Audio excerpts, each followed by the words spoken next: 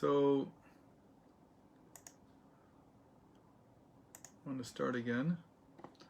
We're in chapter 8, and this is class 62 if I'm not mistaken.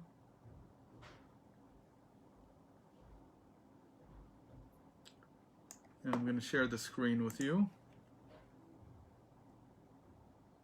I think this is it. No, I think it's this one. Okay. Hopefully it's big enough. If it's not, speak up. I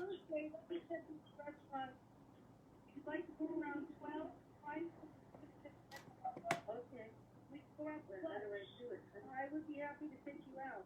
I don't know how to get yeah. Who else doesn't have their mute on? Okay, everybody's fine. But, okay. I hope she does arrive.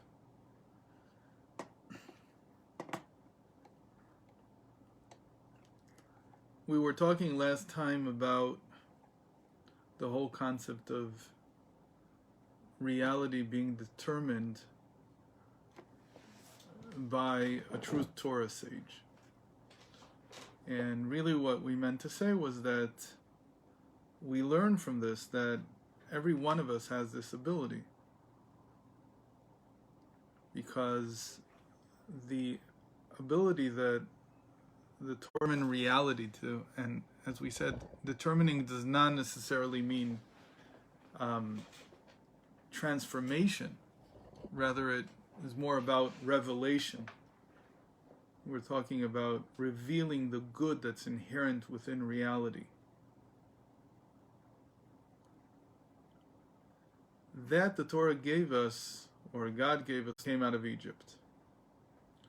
And so let's read this passage again. Every true Torah sage has the power to determine physical reality. Here we're talking about an even higher level of actually determining what the physical reality will be. It's not just bringing out the inherent good. A Torah sage has, in a sense, more than a regular person. They have the ability to actually change, in some ways, the physical reality. A regular person, when we say that we have the power to determine, we're talking more about the fact that we have the ability to bring out the inherent goodness in reality.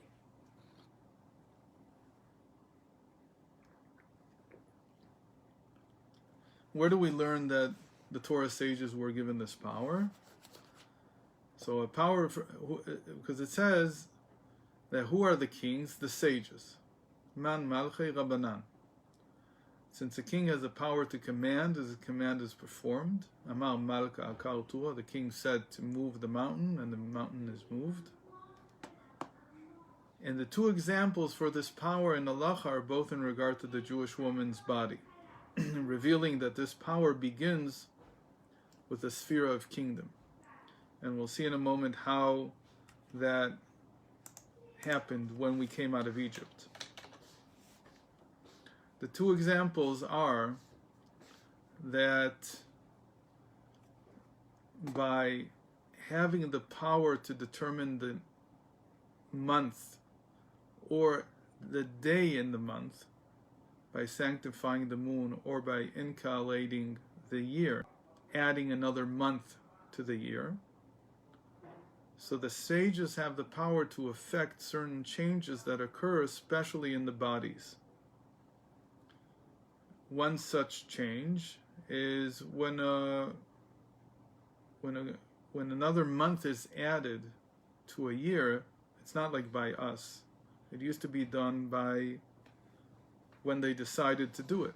We don't decide because we have a calendar that was set up for us. But in the time of the Sanhedrin, they decided when to incalate the year.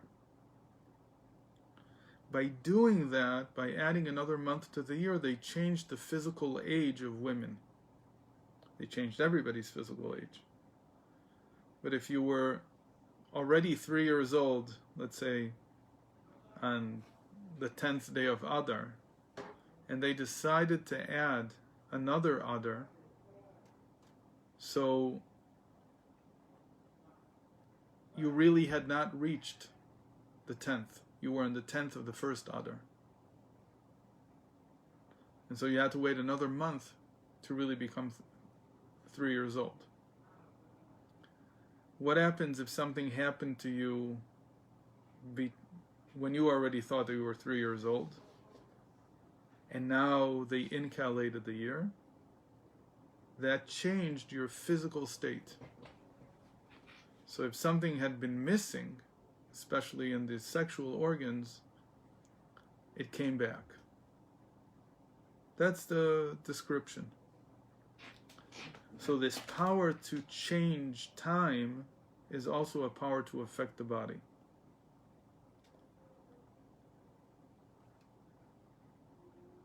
Why is this about the body and the Jewish woman? Because we know that the biggest challenge that Judaism has always presented to us as people is whether or not we can raise the feminine, elevate the feminine. That's always been the biggest challenge. Will the feminine remain where it is, or will it rise? So many things are described as the feminine. In the most general terms, the feminine is like the Shekhinah, the divine presence. Will the divine presence be something that is in exile and fallen and downtrodden, or as it's many times described, like a woman whose husband has gone away and she remains alone without her husband? Or will we be able to redeem her? So sometimes the feminine is like Rachel, our matriarch, that we go to her not just to be consoled, but to lift her up. Another example of the feminine is the land of Israel. How do we treat the land of Israel? Are we going to treat it like it's something to be taken advantage of? As unfortunately one might say that there is such a sentiment by many people that the land of Israel is just real estate. Or is this like the woman that you cherish and that you respect her and that you elevate her and you bring her to develop and express her talents? So in the hands of the Knaanim, the Canaanites, whose name literally means businessmen, the land was just something to be sold and bought. There was no such thing as the concept even of a tribe holding on to a certain area of the land and passing it on from within the tribe in order to develop it. It was just bought and sold any which way.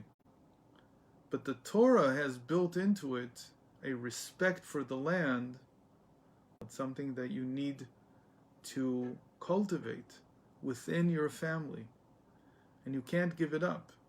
And even if for unforeseen reasons and you fell upon tough times and you had to sell it for a while, in the Jubilee, the land comes back.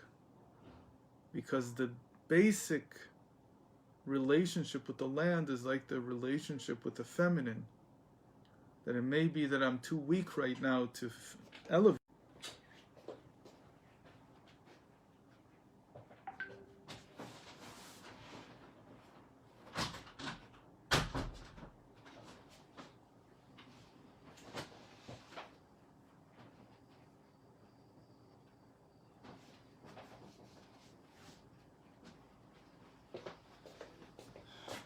Okay, I hope that makes it a lot better.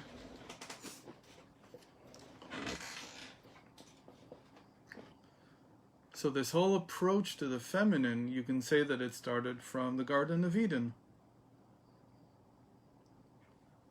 The whole sin in the Garden of Eden was like Adam's lack of trust in his wife, his inability to lift her after she fell. She listened to the snake and that was wrong, and she ate from the tree of knowledge and that was wrong, and so on. But what Adam did afterwards was he abandoned her. And he said to God, the woman that you gave me, she's responsible for everything that happened. She gave me to eat from the fruit. If anything, the whole setup there was to test Adam to see what will your response to your wife be. What is your response to the feminine going to be?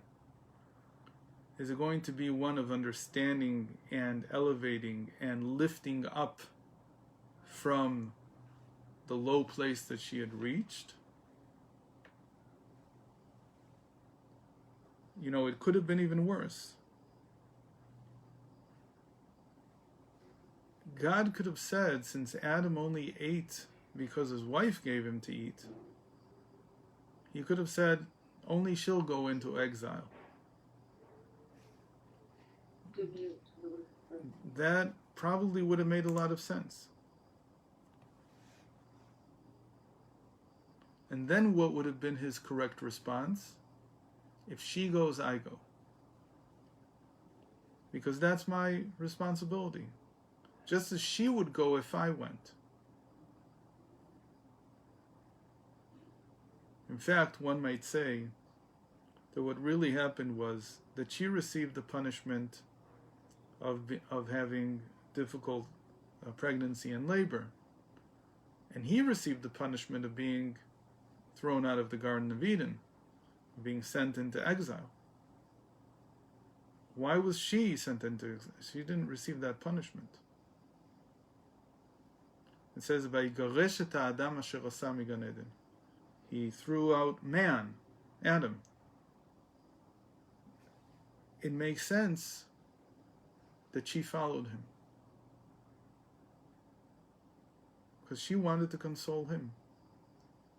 And he missed the opportunity to show the same thing for her. Not only did he not show the same thing to her, he even blamed her for everything. You might say that because he blamed her, that's why he really received this punishment. And his punishment was worse than hers in some ways. This whole thing of elevating the feminine is ingrained into the Torah's view of reality. That the feminine represents God's presence in the world. And our duty is to elevate that presence, to bring it out, to make it strong.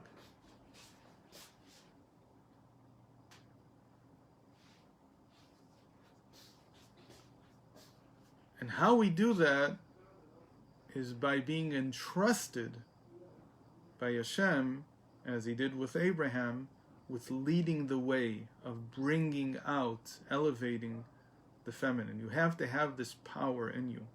That's why we said that all of coaching is like telling somebody, helping somebody get married, if they're male, right? Even if you're a woman, it's still the same consideration, because you have to bring out the positive that's inherent within reality, and reality is feminine by its very nature. So when we were given the power to determine reality, that was the source of rectifying Adam's sin. That was the source of bringing the world back to where it needs to go, where it was meant to be in the first place. So who received this? So first of all, the entire Jewish people did. That's what we're going to see now in the next paragraph. But again, just to stress that this power that in the sages appears as the power to determine physical reality, and specifically the physical reality of the female, in all of us it appears as the power to bring out the goodness inherent in reality. So he writes like this. Can I ask you a question? Yes. You left off by saying that it was Eve that was the one who started it, even though she didn't get kicked out. So where did you left out her rectification. If she's the goodness, that's what we're trying to get back to. We're not trying to get back to what she did. No, we're trying to elevate her. We have to elevate it. Right. And she really did something wrong. Right. But it's not a... We don't want to get back to what she did. We want to get back to elevating it. That's not... It's almost like saying that as a human being, you have to err. There's almost no other way. You have to make mistakes because you have free will. So why do we make mistakes? So that other people get the chance to lift us up. And that was the test that Adam had. So it's always set up in such a way that it's the feminine that falls, and the masculine is supposed to be, again, it doesn't matter whether you're male or female, whoever is fallen is the feminine in this case. And it's the job of whoever's not fallen to lift them up. That's their test. Adam failed that test by saying, not only did she fall, she's to blame for it. She's to blame for everything. Not only did he not console her, I wanted to add before that the sages say that you can figure this out from the years, but that he spent 130 years separated from her. He didn't want to see her for 130 years. So not only were they in exile, cast into this world that they didn't know, but because Adam was so unable to lift her, he basically turned his back to her. And that's the whole question about reality. I mean, when we learn it in Chassidus, we say a lot that the Baal Shem Tov taught that you shouldn't just pray for yourself, you should pray for the benefit of the divine presence. Because really that's what you're experiencing. If you're, God forbid, sick or have some kind of difficulty, whatever it is, what you're doing is experiencing the pain of the divine presence.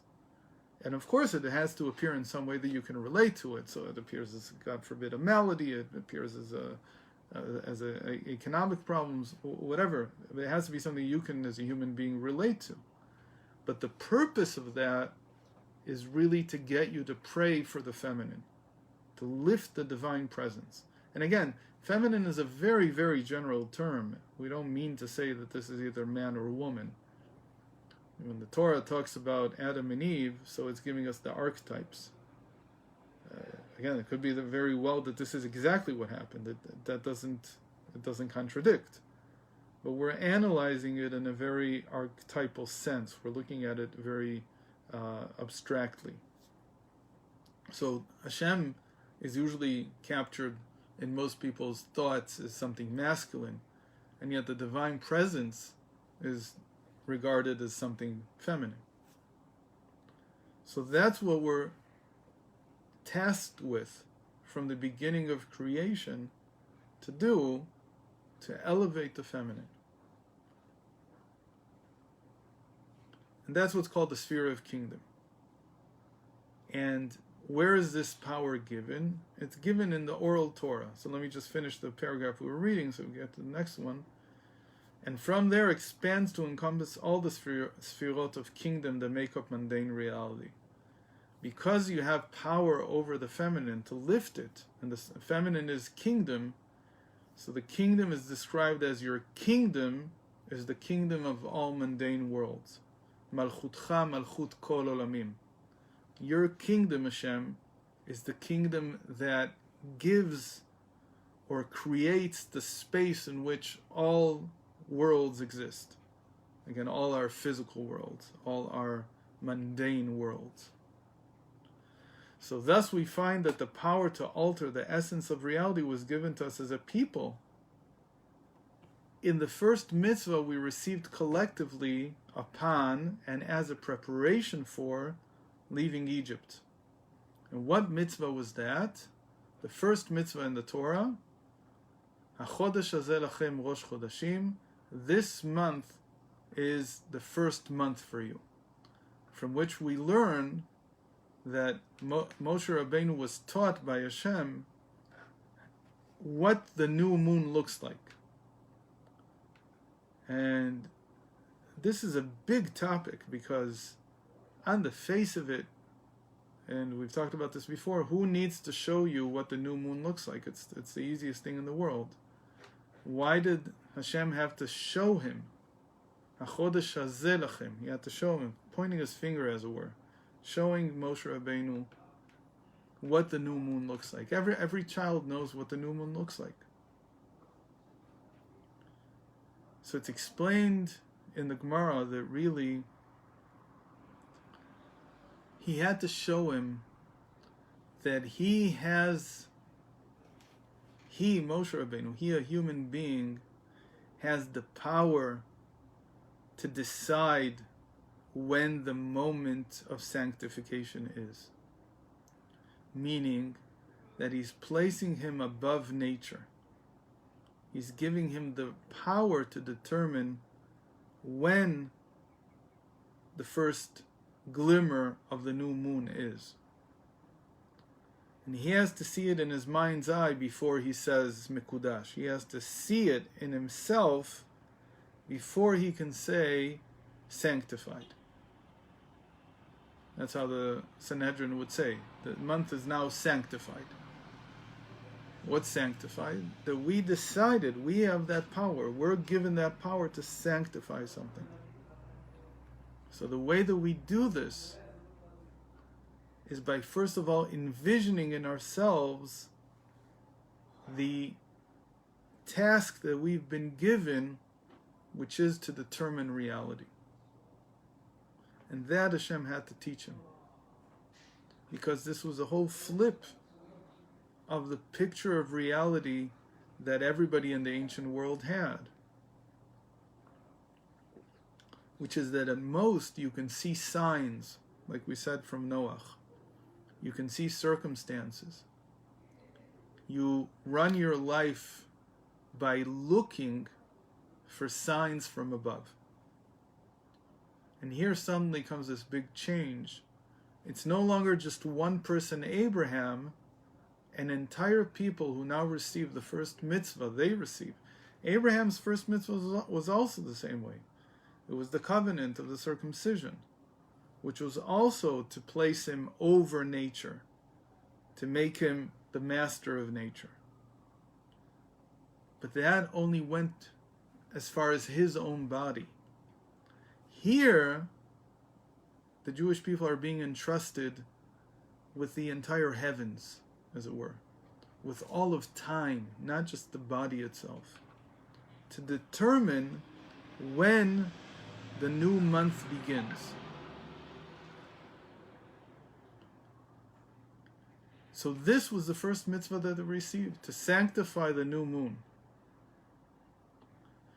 Regarding this mitzvah, the Mishnah tells the story of a dispute between Rabban Gamliel, who was the head of the Sanhedrin at the time, the Nasi of the generation, and Rabbi Yoshua regarding the testimony of witnesses who saw the new moon of Tishrei.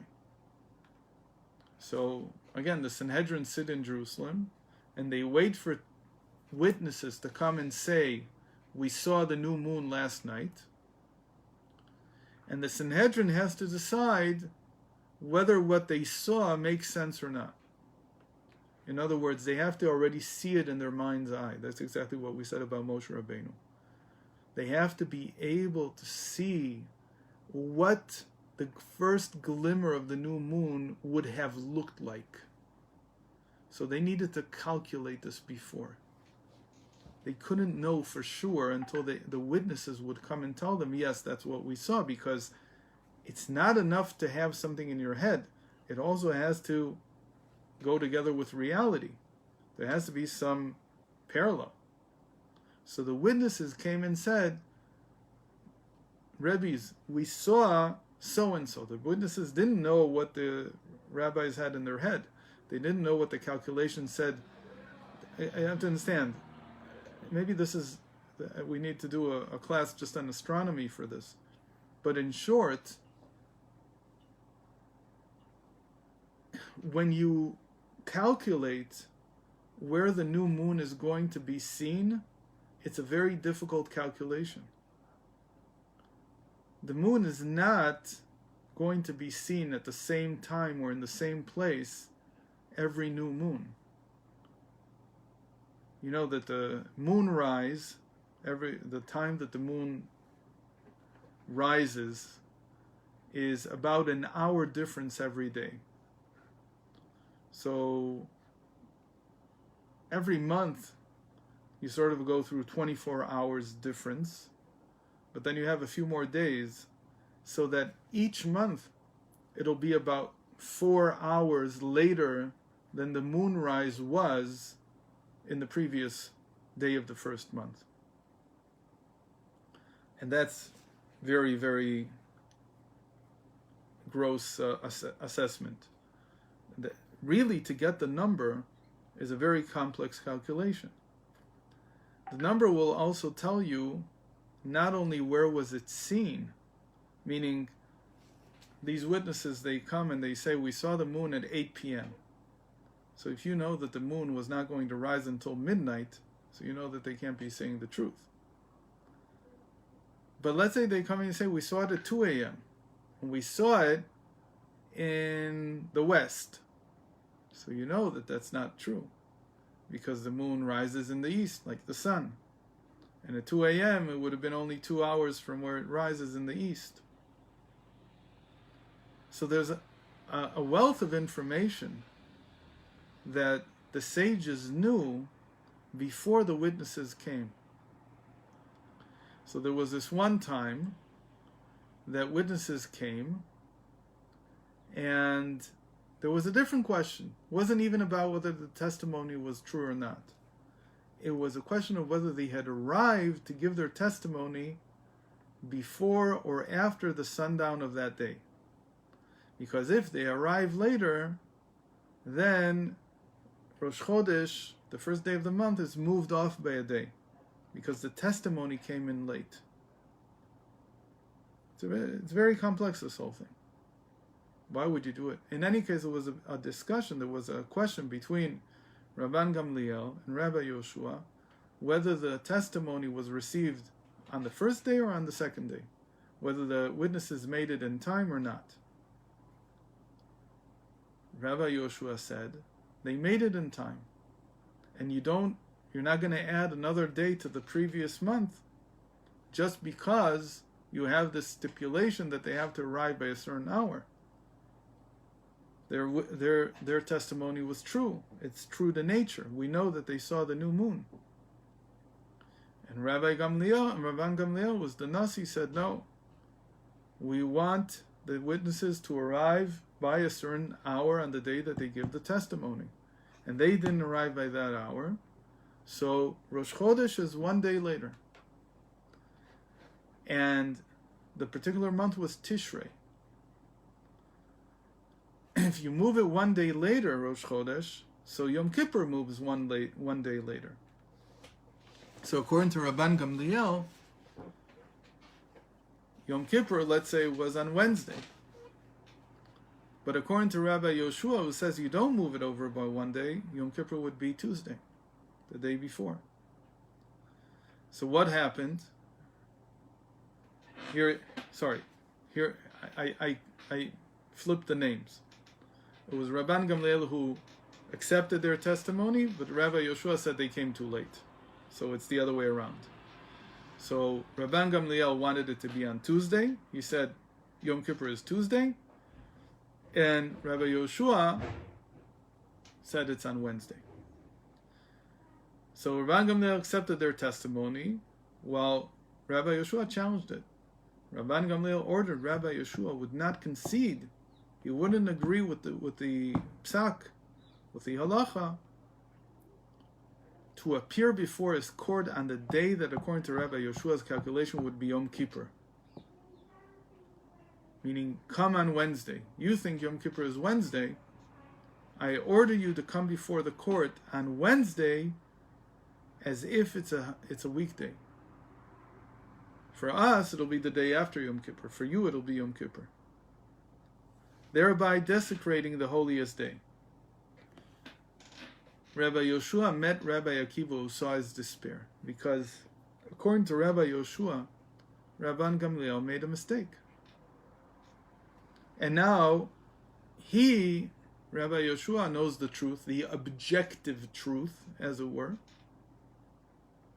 And Rabban Gamliel is ignoring the objective truth, and he's going to pay the price by having to desecrate Yom Kippur. So Rabbi Yoshua was in despair, and he met Rabbi Akiva. Rabbi Akiva was a young sage at the time. And Rabbi Akiva told him, I would learn that all that Rabban Gamliel has done is indeed so. He says, he wants to console him.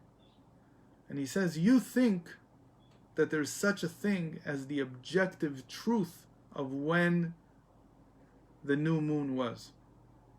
But I'm now going to show you from the verses in the Torah that that's not how the Torah sees it.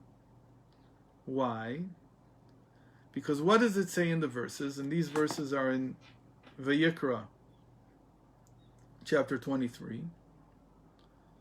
It says there, these are the festivals of God, times of calling upon holiness, meaning times that we sanctify, that you shall name. אלה מועדי השם אשר תקראו אותם במועדם. Sorry, I think I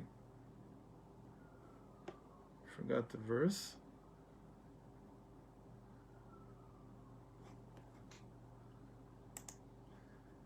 Let me read it fully. וידבר השם אל משה לאמור. God said to Moshe, דבר אל בני ישראל, speak to the Israelites, ואמרת עליהם, say to them, מועדי השם אשר תקראו אותם מקראי קודש, אלה הם מועדיי. The festivals in which that you will sanctify, these are my festivals. So now let me copy the verse so that you can see it.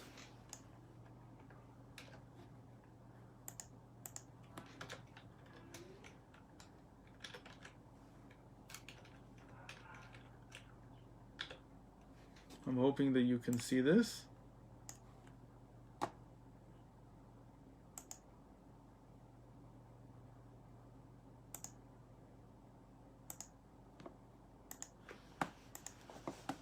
This is the word we're going to look at. Otam.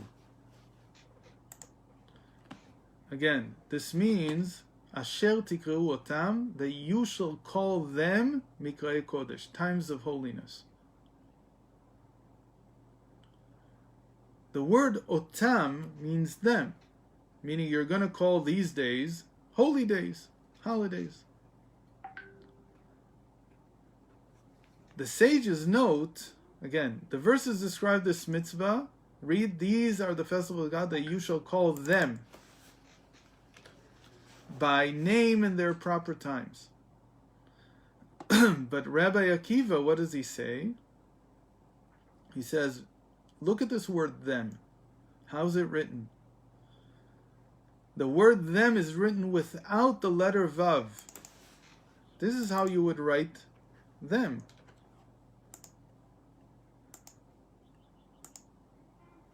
If you would ask a modern Hebrew speaker, how do you write them? So they say, this is how you write them. This way. with a vav, otam. But they're written without a vav.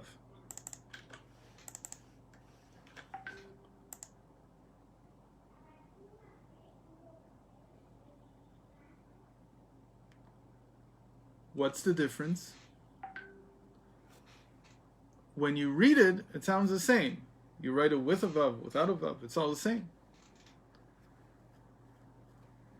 Moreover, this spelling appears 3 times in these verses.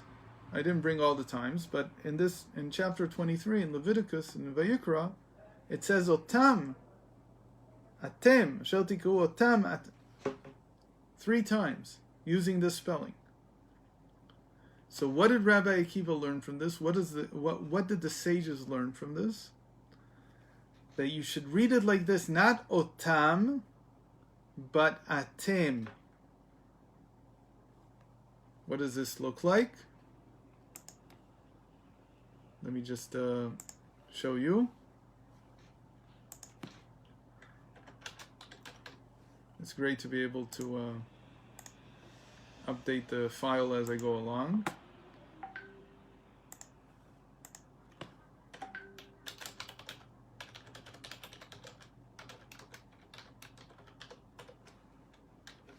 It can be read as atem, like this. You.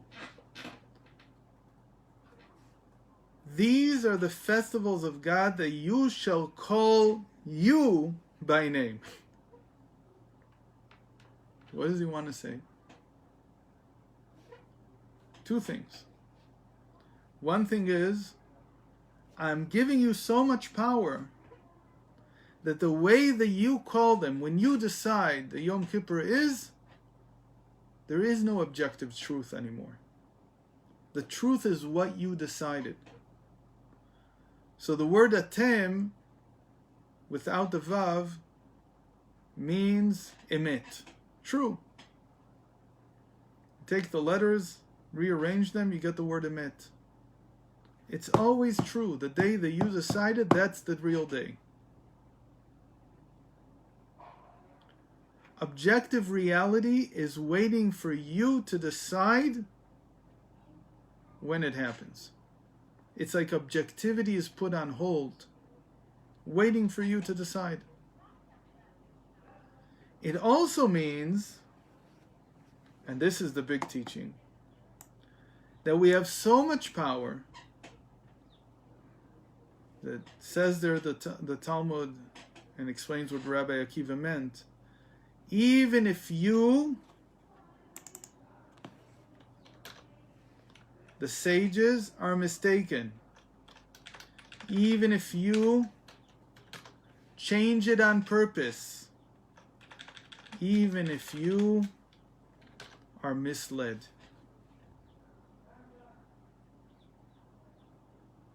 that's the level of effect and power that Hashem gave us by giving us the first mitzvah. He gave us so much power so that we could determine reality even if we were making a mistake, even if on purpose we change things, even if we are making a mistake because we're being misled by somebody else.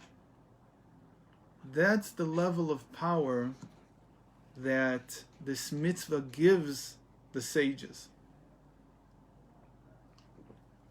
It's a lot of power to wield. You're changing time. So forget about this notion of objective time, objective reality. Well, you shouldn't forget about it completely. But understand that it's on hold until you determine what you want it to be. And like we said, you have to be at a very high level for this to happen. Not everybody is a sage who can determine when the new moon is sanctified. You have to be in the Sanhedrin. There's not many people like that. But there we're talking about the power to change objective reality, physical reality. by us, by the rest of the Jewish people, what am I supposed to learn from the fact that there's a priest who does whatever he does on Yom Kippur? What am I supposed to learn from the fact that there's a member of the Sanhedrin, there's a sage who has this power to change objective reality? I'm supposed to learn that in my world, the world that Hashem has given me to cultivate, to work on, I have something of the same power. To leave Egypt is to leave the belief that it's reality that has power over me, and to become free enough to understand that my role, like Abraham's, is to affect reality at all its levels. And the most important thing that I can do is to reveal the goodness inherent in reality. So reality is not objectively good or bad. We know that there's a very similar statement said by the sages about the conceived fetus, that there's an angel that comes down and says whether he'll be rich or poor, whether he'll be with blue eyes or brown eyes. This is the sage's way of saying an angel, as we've talked many times, is a power of nature. The nature determines these characteristics. But there's one thing that nature can't determine. Say the sages, tzaddik v'rasha lo ka'amar. Whether he'll be righteous or the opposite of that, the angel can't say. Nature can't say. Why? Because being good or being the opposite of good is up to you.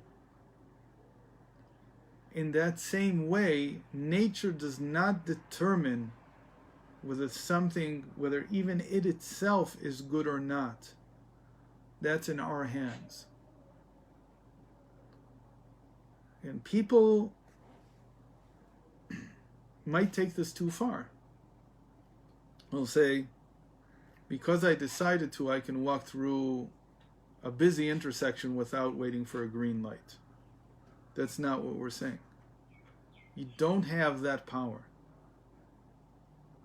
But whatever comes to pass in life, you have the power to determine whether it will be revealed as something good or something negative. It's true that whenever something, whatever kind of negative thing happens to us, we right away jump to the conclusion, this is really the worst thing in the world. Because we're triggered. And again, it depends on who you are, but most of the people in the world, the moment that some kind of negative thing happens to them, they recognize it right away for what it is. But the wise man who's learned this, and has learned from Abraham, from Moses, he understands that reality has shown you something, and it's waiting for you to determine whether this is going to be something positive or something negative. It's up to you. Wherever you take this, this is where it's going to go. So this reminds, at least me, a lot of the famous Mongolian story, which I think I've shared with you in the past, that a child was born to a family and he was crippled. And so everybody cried. And the wise man of the tribe said, "We shall see."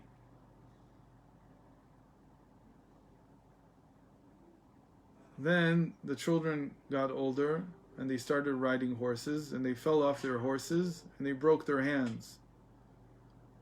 And so the child who was crippled didn't break his hand because he couldn't get on a horse. So they were happy and everybody else was crying. And the wise man said, and we shall see. And then things keep on happening. They go off to war and everybody's happy. And the crippled boy who stays behind, he's crying and his family is crying because he can't go. And the wise man says, we shall see. And so some of them are killed in the battle and they come back and many of the families are crying. But the crippled family's boy is happy because their son didn't go off to battle. The wise man says, we shall see. And this keeps going on and on and on. That is where Noach is. We'll see. I don't know yet. Let's see what the circumstances tell me.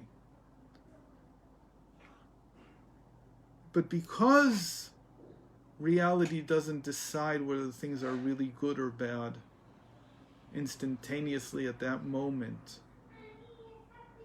we're given the power to determine it ourselves. You shouldn't say we shall see. You need to say, I see good. And even if I don't see the good yet physically, my eyes are not yet ready to see the good. I have to envision in myself how this will lead to goodness, even if I don't see it yet. I need to see the the heavens clearing up and light coming out of this situation.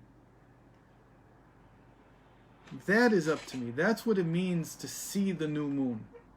To see the new birth that's coming at the end of something. That's something that I've been entrusted with. That's something that I have the power to do. I can't change the boy from a cripple into somebody who walks. But the meaning of this being crippled can change dramatically depending on how I look at it. Not the meaning in the sense that how am I going to take it, but rather what is this going to lead to? Is it going to change the course of history, for instance? Is it because this boy was crippled that he had to stay behind and he had to find something else to do and he discovered antibiotics? I don't know. I don't know because I can't see it yet. But it's up to me to determine whether it'll go in that direction or whether the being crippled will just be a sentence for life to miss out on everything that counts. If that's the way I see it, then my vision is cloudy, and that's the way it'll be. We'll see that his whole life is going to be spent missing out. I'm determining where reality is going to go, what reality is going to show. That's all the power that we have. We don't have much beyond that, but it's an incredible power. Because it means that regardless of what there is in reality, we have the power to make it shine. We have the power to transform it into something that illuminates the world.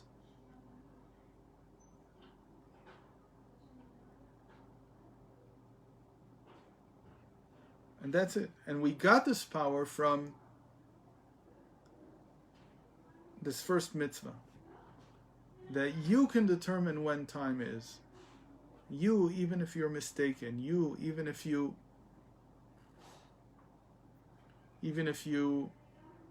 change it on purpose. Even if you're misled.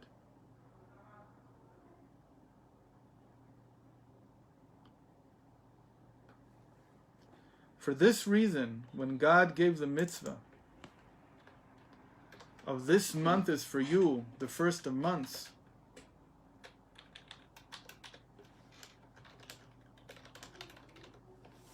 he instructed Moshe Rabbeinu, see this, and then sanctify it. Kazeh ra'eh v'kadesh.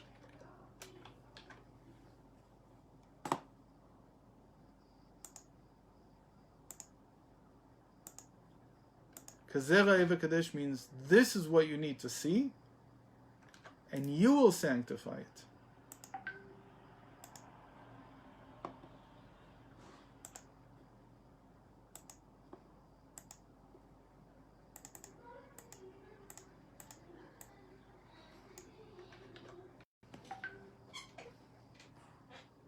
That which you have seen based on your own inner and essential decision.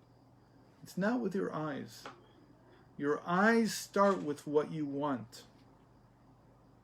When you decide what you want,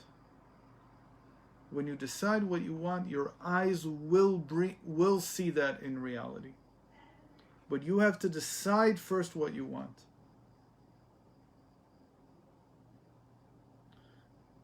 Following this instruction, the sages carry out complex calculations so that their determination regarding the sanctification of the new month be firm and steadfast. And this is called, this whole process that we're now going to see, of deciding what you want to see and then eventually seeing it, is called conscious determination. You determine reality's light, call it, what it shows, depending on your consciousness.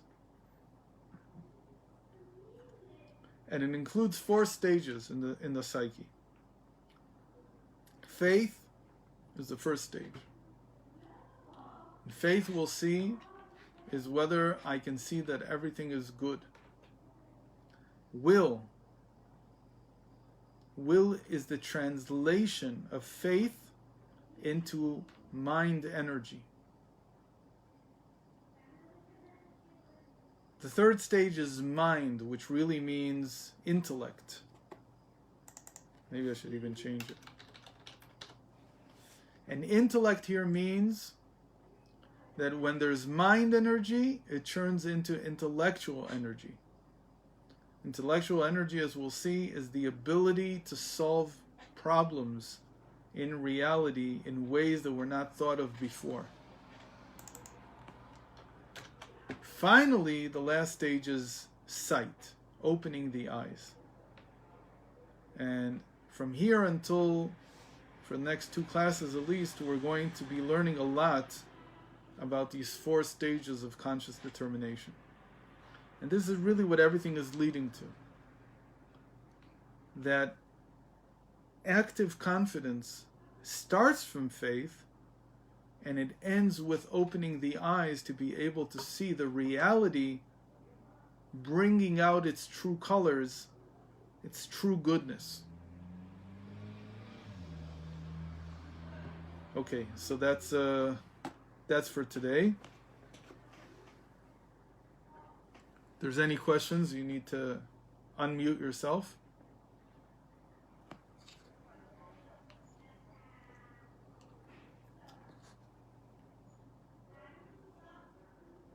I'm not hearing anything, which means that everybody's fine.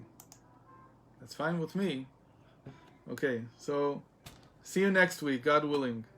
Everybody should be well. Bye-bye.